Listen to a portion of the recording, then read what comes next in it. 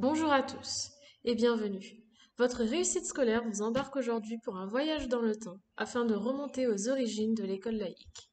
Pour notre premier voyage dans le temps, arrêtons-nous au VIe siècle. À cette époque, les prêtres avaient l'obligation d'enseigner les saintes écritures au sein des petites écoles pour former de futurs prêtres. L'école est alors uniquement religieuse. Mais qui a eu cette folle idée un jour d'inventer l'école? Partons maintenant à l'époque de Charlemagne. Celui-ci, par une ordonnance capitulaire de 789, ordonne aux prêtres de créer de petites écoles pour apprendre à lire et à écrire à tous les enfants. L'école s'est implantée désormais dans les villages et les bourgs, et elle doit être gratuite. À cette époque-là, l'école est donnée par les hommes d'église. L'instruction se fait en latin. Toutefois, elle est réduite à l'élite. Les enfants des paysans n'ont pas le temps d'aller à l'école, car ils doivent aller aider leurs parents aux travaux des champs ou aux travaux domestiques pour les filles.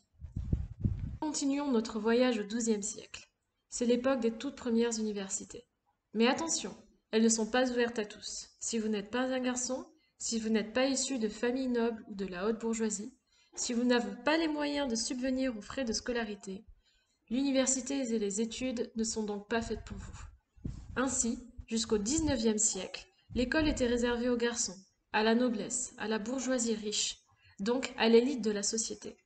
Très peu de gens savaient lire et écrire et l'école était dispensée en grande majorité par des religieux. Nous sommes maintenant arrivés à la période révolutionnaire, 1789. La Révolution française va bouleverser à jamais le sort de la France. En 1792, un député de la Première République, Condorcet, fait approuver par convention un rapport sur l'école publique et gratuite. Mais il faudra attendre le 28 mars 1882 pour que le ministre de l'Instruction publique de la Troisième République promulgue une loi sur l'obligation scolaire pour tous les enfants de 6 à 13 ans révolus, garçons et filles. L'école devient ainsi laïque, gratuite et publique pour tous. L'enseignement se fait désormais par des professeurs laïques. L'école devient donc la première institution laïque de France. Ce sont les lois Jules Ferry. Arrêtons-nous un court instant sur cette période qui va suivre l'obligation scolaire. Partout en France, des émeutes, des manifestations s'insurgent contre cette loi. En effet, il est désormais obligatoire d'enlever tout signe religieux dans les classes. Depuis 1881, la liberté de presse permet de s'exprimer. La presse va donc se déchaîner contre cette loi et va appeler cette période la querelle scolaire. Comme vous pouvez le voir sur cette caricature de 1879, Jules Ferry croque un homme d'église en pain d'épices. Nous ne pouvons pas faire ce voyage sans une escale le 9 décembre 1905. Ce jour-là, la loi dite de la laïcité est adoptée par les députés au Parlement. Aristide Briand, que vous voyez sur cette photo, est le défenseur principal de la loi. Maintenant, ce n'est plus l'école qui est laïque, mais l'ensemble de la République. Posons maintenant nos valises sur cette période trouble qu'est la Seconde Guerre mondiale. Comme vous le savez tous, la France est alors divisée en deux zones, la zone dite libre et la zone occupée. Nous sommes alors en guerre avec l'Allemagne.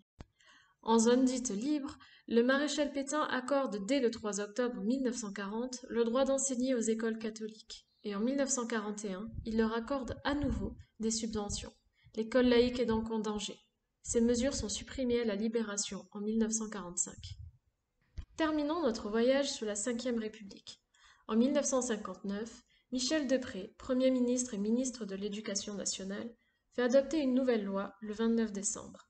Cette loi reconnaît l'éducation libre ou privée, c'est-à-dire qui n'est pas publique, et instaure un système de contrat entre l'État et les écoles privées.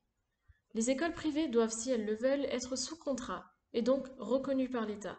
Elles doivent respecter les mêmes programmes que l'enseignement public. Le catéchisme ne doit pas y être obligatoire, et les enfants qui ne sont pas de confession catholique ne peuvent pas y être refusés. J'espère que ce voyage vous aura plu et que nous vous retrouverons très vite sur notre prochain vol.